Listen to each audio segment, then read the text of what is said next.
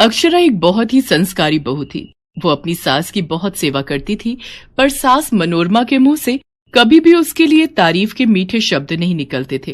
क्या बात है मनोरमा, जब से बहुरानी आई है तूने तो बाजार जाना ही छोड़ दिया। पहले फिर भी शाम के समय सब्जी मंडी के बहाने सैर के लिए चल लेती थी। ऐसी कोई बात नहीं है सुमित्रा, बहू के आ जाने से मुझे क्या फर्क पड़ना है। घर के कामों से फुर्सत ही नहीं मिलती और गली में ही ठेले वाले बहुत निकलने लगे हैं, तो उन्हीं से ताजी सब्जी रोजाना ही खरीद लेती हूँ।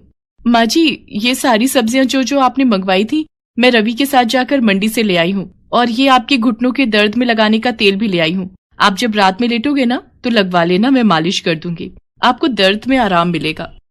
अक्षरा की बातें सुनकर सुमित्रा मनोरमा की ओर चौंक कर देख रही थी कि मनोरमा ने कुछ देर पहले ही साफ झूठ बोला था। तभी अपनी कमजोरी को छिपाने के लिए मनोरमा सुमित्रा से बोली, अक्षरा बहू को महंगी महंगी सब्जियां खरीदने की आदत है, अब हम तुम तो भाव तोल कर लेते हैं। ये आजकल की बहुएं कहाँ ऐसा कर पाती हैं।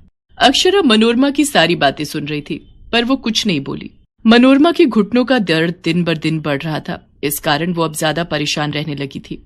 माँ को बड़े से बड़े हड्डियों के डॉक्टर को दिखा दिया, पर माँ के घुटनों के दर्द को आराम ही नहीं है।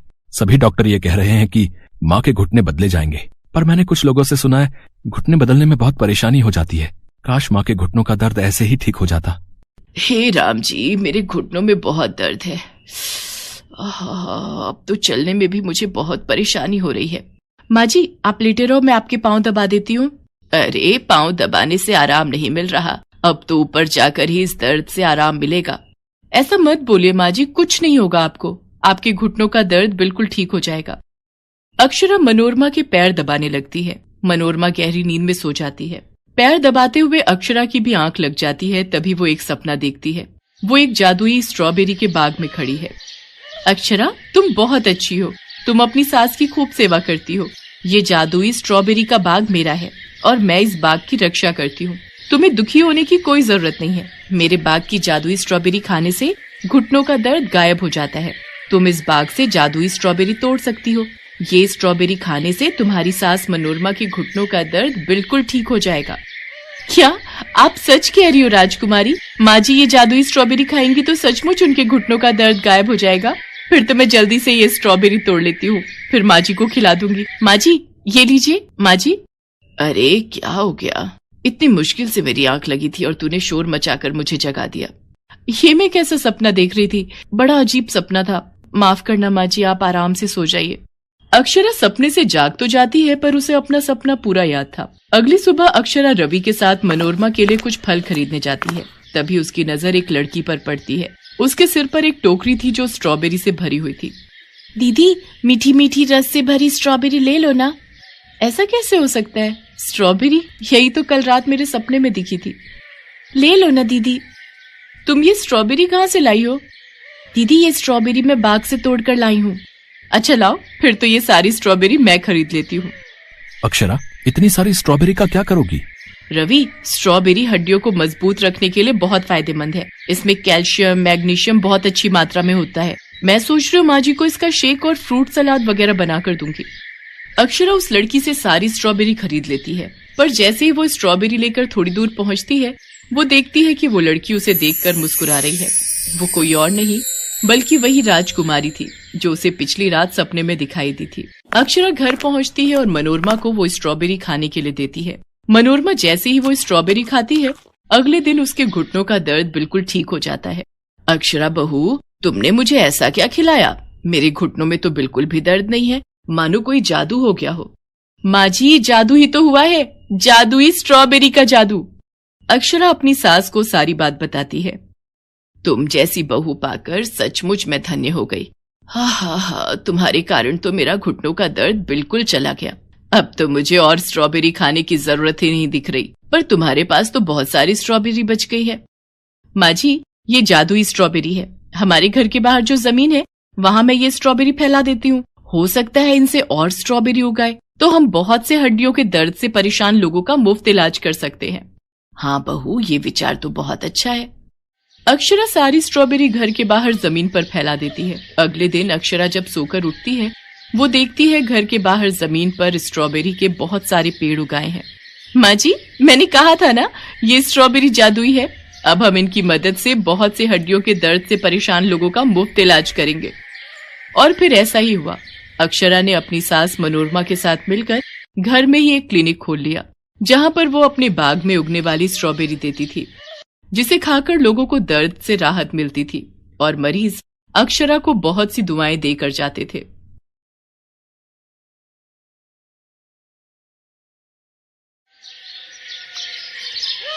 पता नहीं हमारे ही नसीब खराब थे जो तुम्हारे जैसी बहू हमारे पल्ले पड़ गई। किसी काम का खाना नहीं बनाना आता। रोटी देखो टेढ़ी मेढ़ी, और दाल है तो बिल्कुल नमक मिर्च मसाले हैं ही नहीं। लोग कहते हैं नई बहू आए तो बढ़िया बढ़िया पकवान खाने को मिलेंगे, पर यहाँ ऐसा कुछ नहीं है। माँ जी, मैं दूसरी रोटी बनाकर लाती हूँ। पता नहीं मैं इतनी कोशिश करती हूँ फिर भी बढ़िया खाना नहीं बना पाती। और बिमला कैसी हो? अच्छा, बहू से सेवा करवा रही हो। आओ सरला, ठीक हूँ मैं, बस जिंदगी कट रही है। क्यों, क्या हुआ? तुम ऐसे क्यों बोल रही? बोलू ना तो और क्या करूं। ये देखो रोटी बहू ने बनाई है, किसी काम का खाना नहीं बनाती है। ये क्या, इसे देखकर तो लग रहा है बहू ने रोटी नहीं कोई नक्शा बना दिया है। किसी दिन तुम मेरे घर आना, मैं दिखाऊंगी। मेरी बहू बहुत ही बढ़िया खाना बनाती है, ऐसा खाना कि उंगलियां चाटते रह जाओ। तुम्हारा पेट भर जाएगा पर मन नहीं भरेगा। अच्छा, फिर तो बढ़िया है। अगर घर में बहू अच्छी आ जाए तो समझो घर स्वर्ग बन जाता है। गौरी सास की बातों को सुनकर कमरे में आ जाती है और फूट फूट कर रोने लगती है। रोते रोते उसकी आंख लग जाती है। गौरी मेरी बच्ची, तूने मुझे याद किया? देख मैं तुझे मिलने आ गई। माँ, मैं आपको बहुत याद कर रही थी। मुझसे मेरी बच्ची का दुख नहीं देखा गया, इसलिए मुझे आना पड़ा।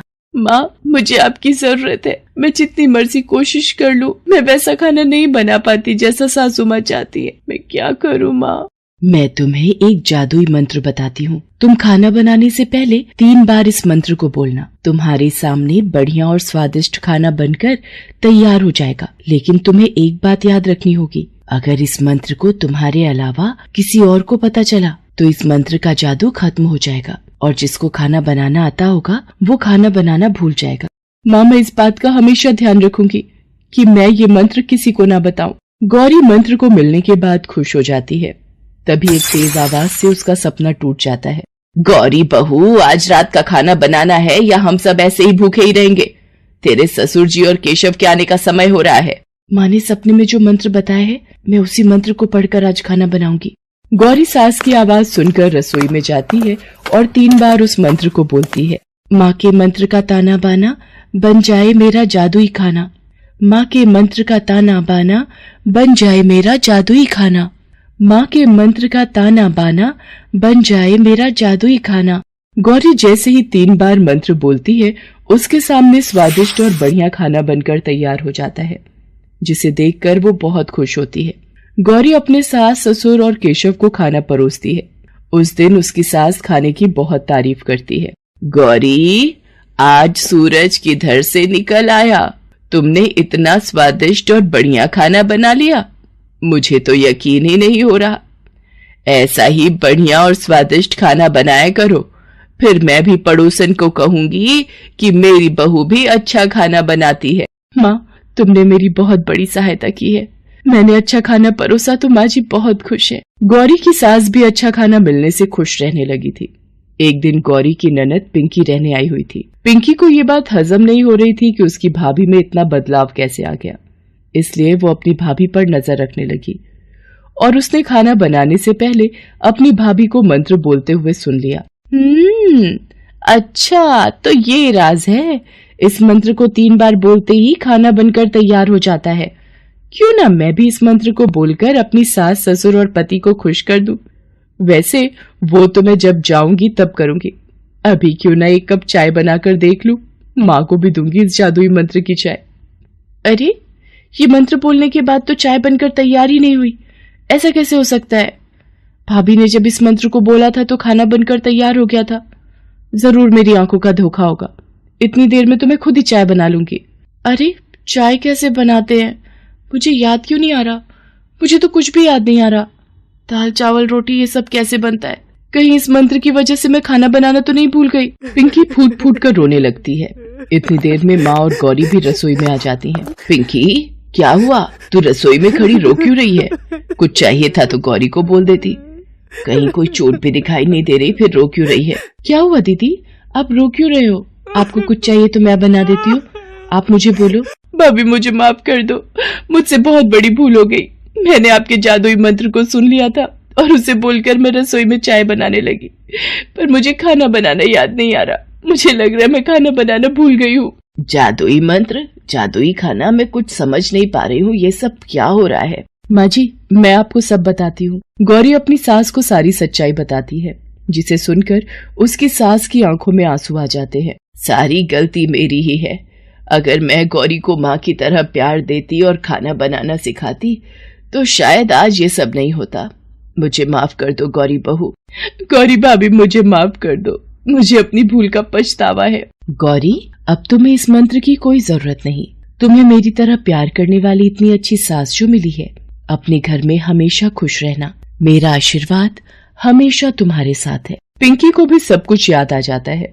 कुछ ही दिनों में गौरी भी अपनी सास से बहुत अच्छा और बढ़िया खाना बनाना सीख जाती है।